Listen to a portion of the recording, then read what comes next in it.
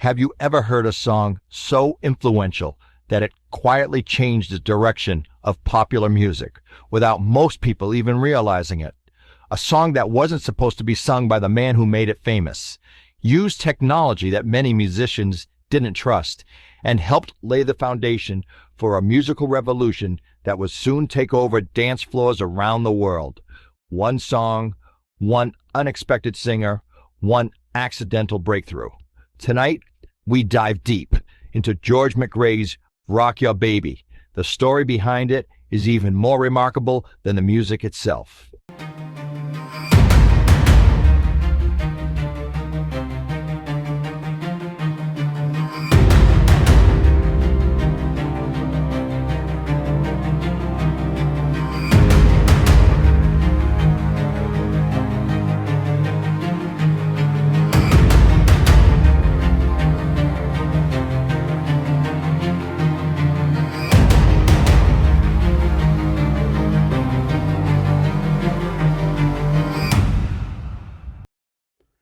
Welcome back to another Senior Spinner Deep Dive.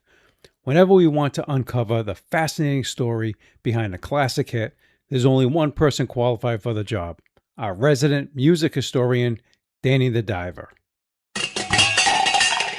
Hey, careful, Danny. Johnny, you want to give him a hand there, please? That's my big brother. He's got more degrees than a thermometer. Technically, Johnny, thermometers measure temperature rather than academic achievement. See, he's been correcting me for 20 years. And somehow you've survived. Danny, what are we diving into today? Today we explore one of the most influential records of the 1970s, George McCrae's Rock Your Baby. Although many listeners simply remember it as an early disco hit, its impact on popular music extends much further. Most people think disco began with Saturday Night Fever. A common misconception, Saturday Night Fever was released in 1977. Rock Your Baby arrived in 1974. At that time, rock music, soul, and singer-songwriter recordings still dominated American radio. Disco had not yet become a commercial force. Perhaps the most surprising fact, George McCrae was never intended to record the song.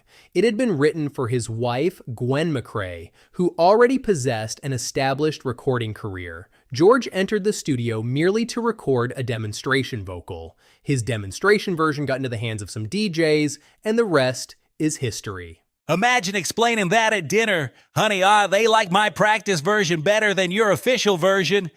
Johnny, I'm pretty sure that conversation wasn't in the official biography. In fact, there is no documented evidence that such a conversation occurred. It was a joke, Brainiac. Johnny, go ahead, Danny. Now we arrive at one of the recording's greatest innovations. Listen carefully to the rhythm. Rather than employing a traditional drummer,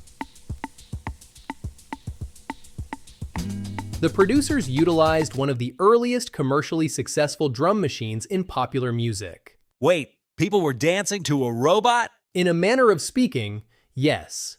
That's gotta make drummers nervous. Relax. Somebody still had to carry all the equipment. Ouch, that's a shot at drummers.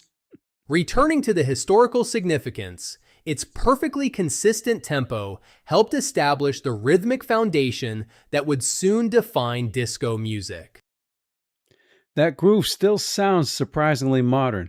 Indeed, the recording demonstrated that audiences enthusiastically embraced dance-oriented popular music. Within only a few years, the Bee Gees would further develop this musical style, helping create what many consider the golden age of disco.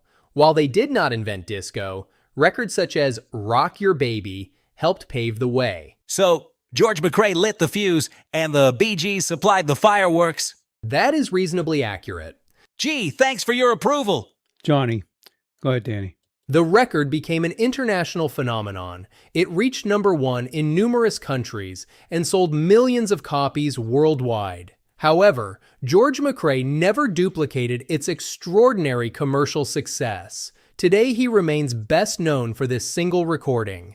Kind of like hitting a home run your first time at bat, then spending the rest of your career signing baseballs. Not everyone gets a Hall of Fame career. Sometimes one unforgettable song is enough. History often remembers a single remarkable achievement.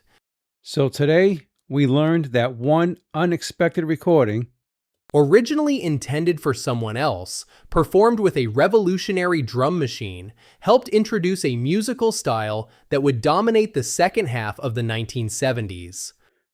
not bad for one little 3-minute record. Danny, another fascinating dive.